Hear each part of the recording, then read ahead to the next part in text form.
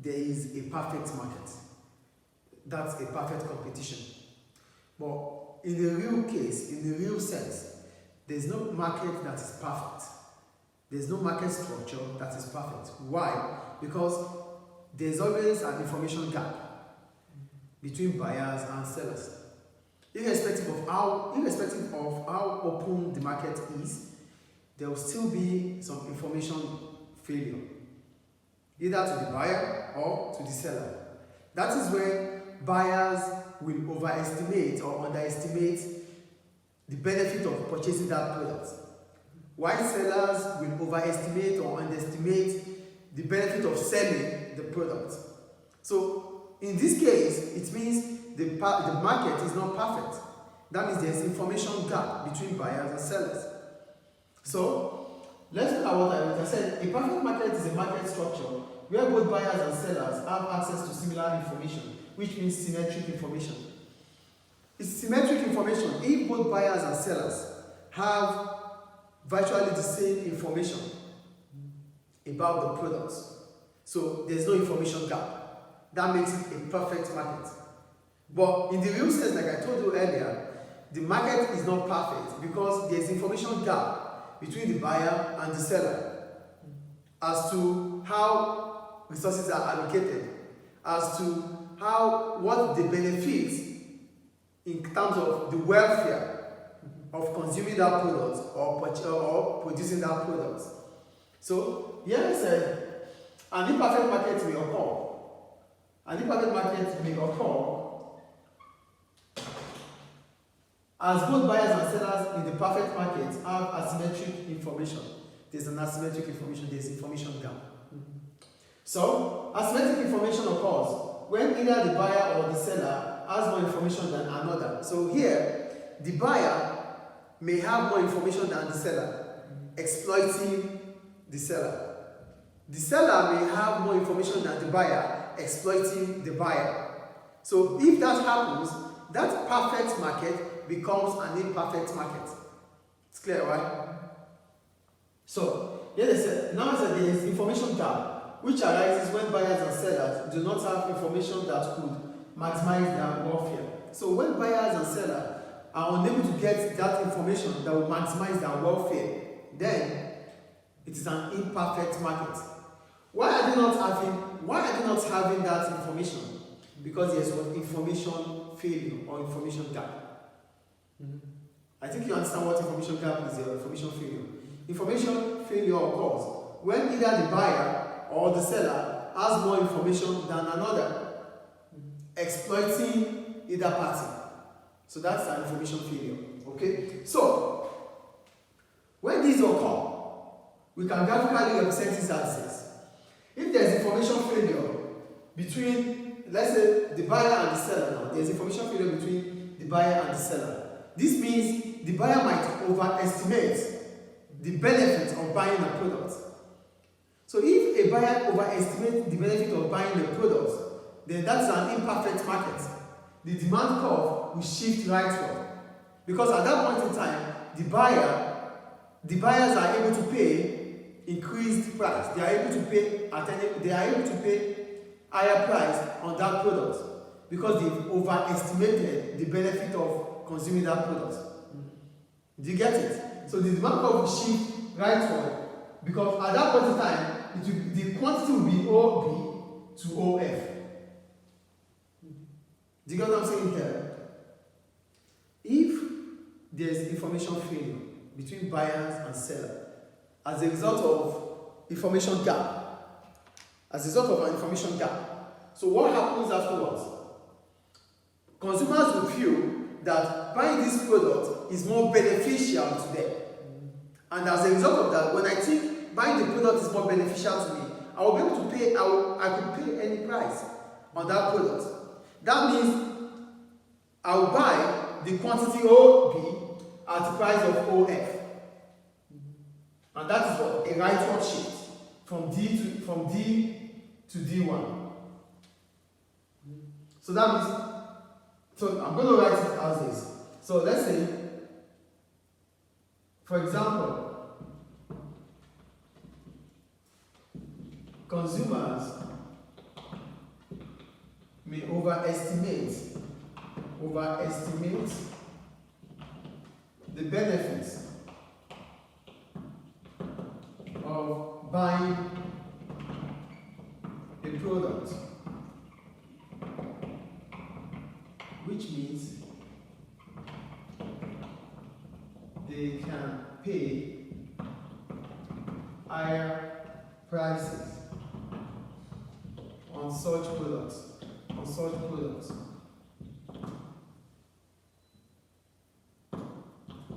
That is, the quantity OB at a price OF. That is when they feel they don't have, there's information gap. So they think buying that product is more beneficial to them. At that point in time, the demand will increase. Do you understand? Because they don't want they don't have perfect information.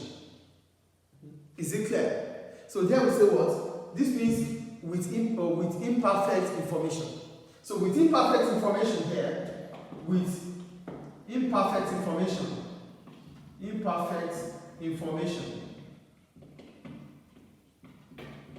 consumers will be able to pay more price. They could pay higher prices as they believe they've overestimated the benefit of buying that product. You know, when you think high of a product, then you can pay any price for it. That's an overestimation. So, if consumers have a perfect knowledge or perfect information about that product, the demand will be at D. Because they will only want to pay a lower price for such products. Do you understand? At that point in time, they won't overestimate it, rather underestimate, because the information is with them. At that point in time, they want to buy OE at OA.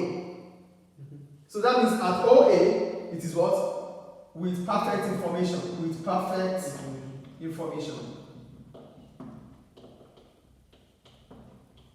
Do you get it? So most of the time, consumers overestimate. So if they underestimate also, it means they will buy less of that product. Because they underestimate the benefit of using that product. Then the demand curve will shift leftward from D1 to D. Instead of it will contrast from OB to OA. Do you get it? Because they underestimate the benefit of the product. So, whereas in contrast, let's say in contrast,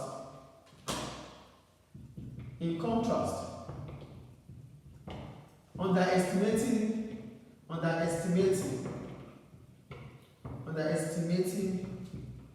the benefit of the product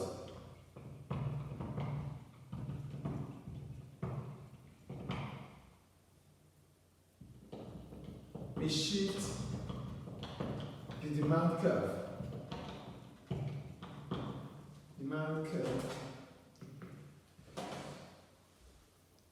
May shift the demand curve leftward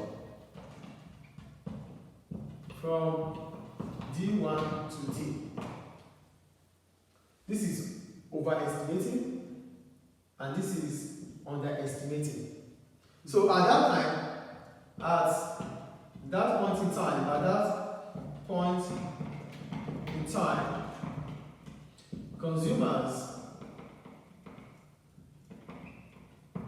will be willing to pay OE for quantity,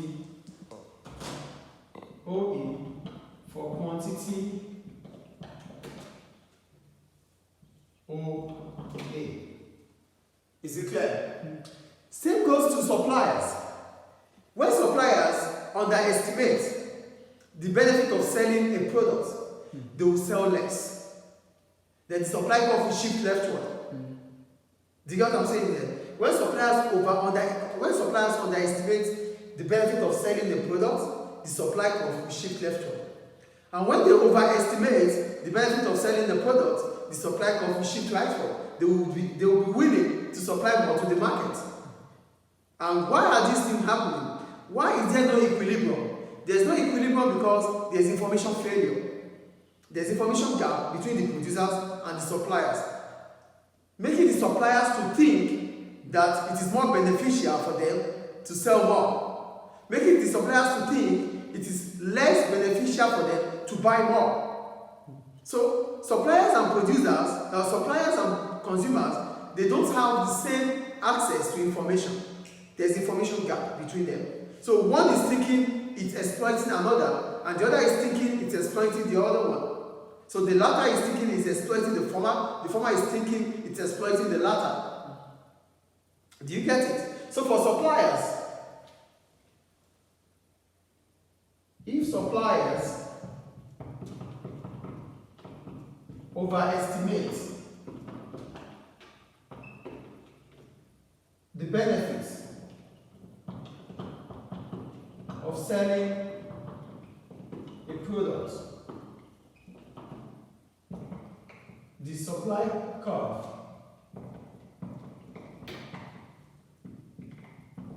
will shift rightward.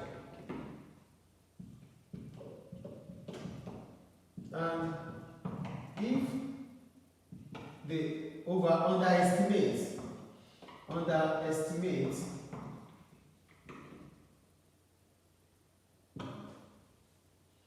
the benefits, the supply curve will shift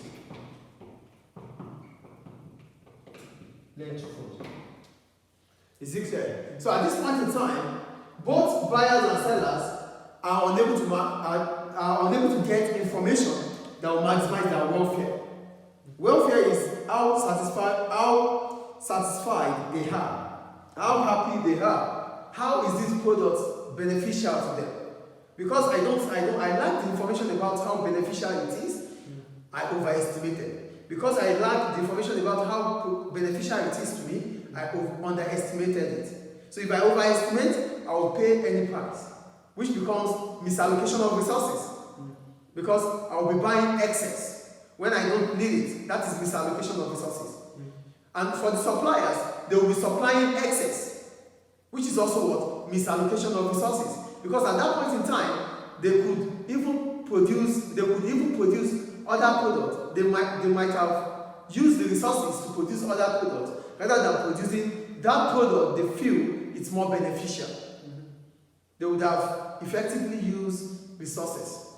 So what happens in an imperfect market, or what happens when there's information gap or information failure or asymmetric information? It means there will be misallocation of resources, which is a market failure. Is it clear? So here we say, as a result of overestimating or underestimating from both buyers and sellers, there's bound to be misallocation of resources. Is it clear? So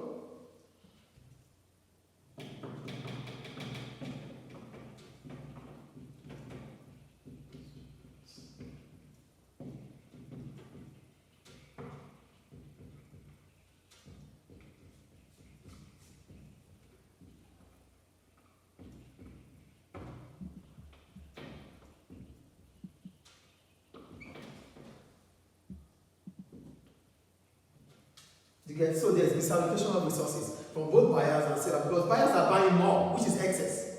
Sellers are selling more, which is excess. So buyers are supposed to be rational, at the same time sellers. So but because they lack information, because there's information gap between them, they feel they are exploiting each other, which is not. So this is what we call an imperfect market. So an imperfect market happens in a perfect market. So there is a perfect market, which means a market that is, that does not have barrier to entry or exit. A market that can produce homogeneous products. But here, producing homogeneous product means that you are able to sell to whichever customers that wants to buy. You are able to produce whichever product you want to buy or whichever product you want to produce. But what happens in the course of production? What happens in the course of producing? What happens in the course of you consuming? There's information gap. And if there's information gap in the perfect market, it becomes an imperfect market. Because whatever we sell, whatever we buy. I'm going to quickly recap this. This is the market for second-hand cars. There's asymmetric information in the market of second-hand cars.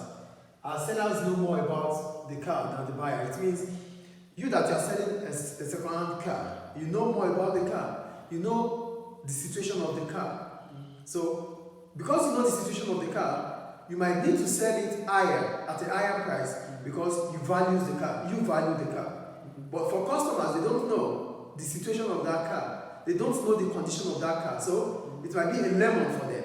So buying such car would be a risk for the consumer because you keep them guessing either the car is good or bad. So if they pay a higher price for that car and the car was poor or is in a poor condition, it becomes misallocation of resources. So as a result of this, there's information failure. So a second-hand car is a typical example of asymmetric information because the owner of the car that wants to sell the car knows more about the car than the buyer of the car. So example of asymmetric information using market examples, education. For education, we talk about the principal agent problem. What is the principal agent problem? The principal agent problem occurs when those who will benefit or lose have a different goal from those who will take decisions, the agents. The agents are like the schools, the government that take decisions about education. Who are the principal? Those that will benefit from this decision. So if you as a student, you are a principal, you benefit from this decision or you lose from this decision that we have to take as schools, and you have a different goal from what we have as our own goals, then there's a principal agent problem. So whatever decision the agent takes should be based on the interest of the principal, which are the students. But most of the time, decisions that are taken by the agents are of their own interest. So now I told you about the agents. The agents are the parents, the guardians, the schools, the governments. The principal is the student that goes to school. So when they don't have the same goal, then that is information failure. So the child might not see the benefits in the long term going to school. As a result of this, she doesn't put effort in academics. That is what we call principal agent problem. It's clear. Then pension. People at their earliest ages may feel reluctant to save for pensions as they don't have the experience being aged. You won't tell me to start saving for my pension when I don't have experience about being 70 years old. So because I don't have experience of being 70 years old, I might not want to save for that time. So pension is also an example of asymmetric information. Because I don't have information about it, because I have no experience, I have not witnessed being 70, and you want me to save for 70, so I might not have interest in saving. Financial institutions. They are the businesses who have more information than their clients, as they understand the status of whatever package they are selling. For example, mortgage, which may lead to moral hazard. The financial institutions like the banks, they have different financial packages. They use mortgage. So they will tell you to come and buy the house. But at the end of it, they know you might not be able to pay for the house. And they will take the house back from you. You understand? So what is the moral hazard here? The moral hazard is, it means we know the risk involved in giving you that house. But we don't care. We're still going to take that decision. Because we know at the end of it all, you will pay for it. So we will take that house from you, and you would have paid certain amounts of money that you're going to lose. So that is what we call moral hazard. Do you understand? A situation whereby decision makers understand the risk that is involved in taking that decision, but they will still go ahead taking the decision because they are not going to be the one to pay for that situation. And lastly, advertising. For advertising, most of the time, advertising looks to be informative advertisement, but it's not. It is always persuasive.